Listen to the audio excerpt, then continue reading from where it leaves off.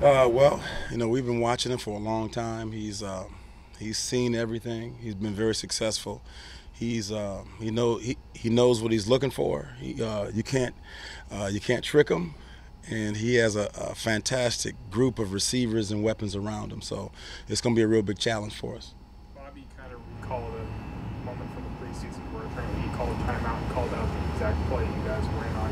When a quarterback can do those sorts of things, how tough is that to get around? Yeah, he's pretty good. I've been in the AFC West the last 3 years. I've played him twice a year for 3 years. So I have some background with him.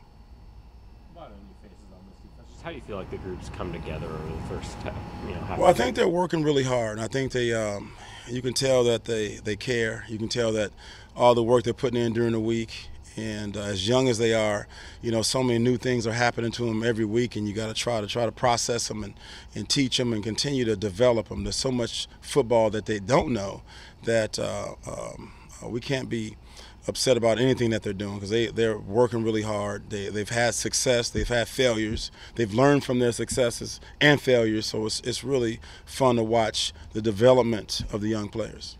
Speaking of the young guys, Jacob Martin is a guy who seems to have played more and more each week. What have you kind of seen from him in the last few weeks, his progression? Well, just as sometimes when young players, it takes them a while to get adjusted and kind of see what the pro game is asking.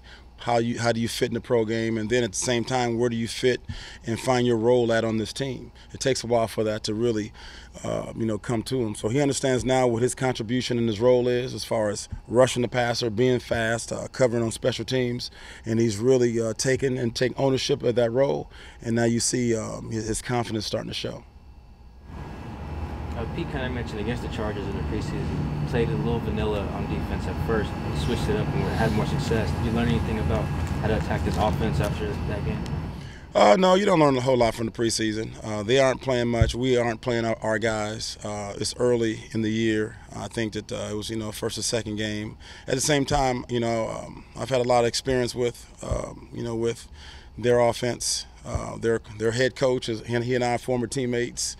The linebacker coach is my former linebacker coach as a player. Gus Bradley used to be here. So we have a lot of carryover between both teams. Their special team coach was my former special team coach as a player. So there's a lot of familiarity with both sides. So we both know each other pretty well. What did you see watching KJ Wright's game on film? Just really good to have KJ back. We do a lot of play and talk about just how smart and how much he makes everybody better. But then you actually get out there and he makes everybody better. He was smooth, he was smart, he was very impactful, made some really good plays. I think everybody just relaxed with him in the huddle. Bobby plays better.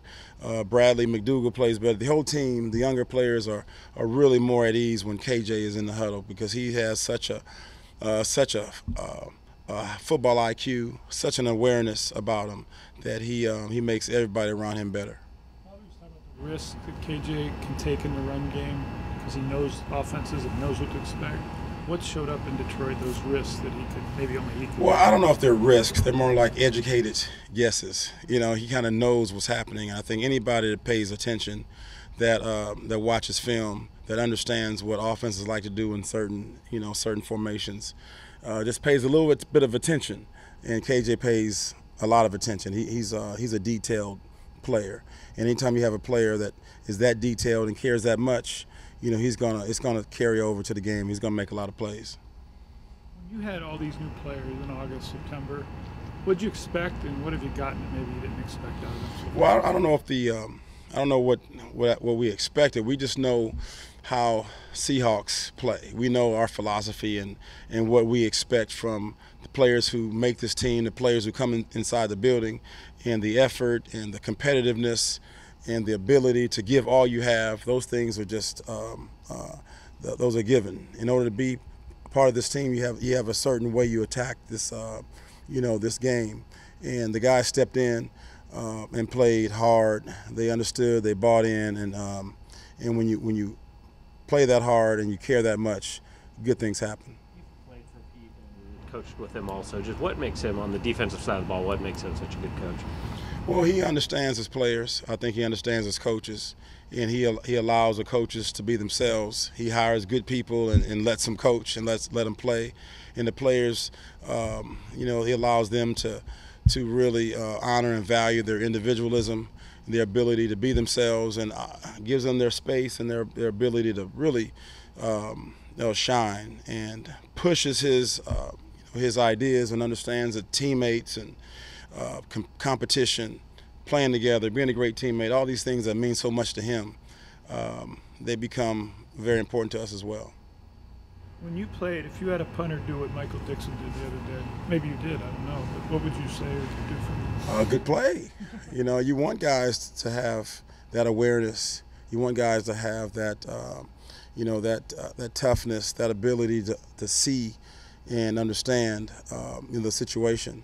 And he's, he was paying attention in the meetings. Obviously, he saw something that he felt like he could finish it. And those type of players are the type of players that we want on this team. What was your reaction? Well, I was coaching the defense at the time, so I saw the replay of it. But it was a very pivotal time of the game, so we were very happy with the result. Have you seen strides from Ken Jordan as he's gotten healthier? Oh, no question. Deion has been a really good player. I think he's been a little frustrated about his injury and the length of time it's taken, but he's really stepped up and really worked with the trainers, really worked to get himself back on the field. And coming into it, I've heard all these really good things about the strides he's taken and the development he has. And for him to now get back on the field, it's really fun to see a player work that hard, spend that much time, get himself ready, and now able to get back on the field and show what he can do. That's what it's all about. Is he at a point physically where he can give you like a full workload of snaps, or do you still like to kind of mix him in? Well, we have enough players between Deion, Mingo, Jake Martin, and now that Rasheem's back. We have enough players to get a good rotation. So he doesn't have to carry the load, so we can keep him fresh. So he has the ability to stay strong throughout. I think both the touchdowns you guys gave up this last week were two deep coverages. And I know you guys are single high, kind of bread and butter sort of thing. How do you find the right mix of how to mix that in and have you guys perform in something that's not the staple part of what you guys do? Well, it's always a mix, and they both were kind of scrambles. Anytime that you scramble, no matter what coverage you're in, you got to stay on your guy, and you have to stay as deep as the deepest. And there's always coaching points and new things that your young players haven't learned yet. And that was a teachable moment for the young guys to play scrambles and boots and quarterback movements in certain coverages. That's a veteran thing, and that's at the same time that's a teachable moment for the young players. Is the tendency in those situations to kind of get sucked towards the quarterback and to lose sight of your guy, or what happens when the quarterback? Is a tendency to lose sight of my guy? Yeah, you're talking about the guy who got behind you. Right. I mean, when a quarterback scrambles, is that kind of the Well, when you're the safety, you have to be the deep guy, and you have to be as deep as the deepest man. And sometimes you get kind of mesmerized with what the quarterback's doing. You kind of lose sight of the coverage. The guys are safety. They're called safeties because they have to be safe, and they have to keep us all safe, and they have to stay as deep as the deepest guy. And they got caught up watching the quarterback move around, and we have guys to do that, to chase the quarterback. So again, it was a teachable moment, and we're better because of it. In terms of your pass defense, how important is it to finish the play, recognize the route, and yet once the ball is in the air to finish that, and maybe kind of like even on a scramble play to stay with the receiver, not get sucked in? Well, it depends on the coverage. I mean, we have zone coverages, you have man zone coverages, you have man coverages, and every coverage has its certain responsibility. So if you're in man coverage, you got to stay with your guy. If you're in zone coverage, there's certain zone areas that you cover. So it varies in different situations. But at the end of the day, how important is it for zone, man, whatever it is, for me to finish off that play, whether it's deflecting the pass or picking it off? It's important to finish. Anything else? Thanks, Coach.